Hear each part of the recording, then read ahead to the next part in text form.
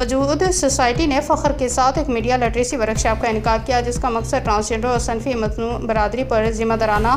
और जामिया रिपोर्टिंग को फ़रोग़ देना है। हमने बातचीत में शामिल होने के लिए मीडिया के पेशावर अफराद, साफ़ी और सोशल मीडिया पर असर अंदाज होने वालों का खैर मकदम किया। सेशन की क़यादत तस्दीक शुदा मीडिया ट्रेनर महताब शहजाद अहमद ने की, जो शुरा को ट्रांसजेंडर और पसमानदा बरादरियों के लिए मीडिया के अखलाक़ात और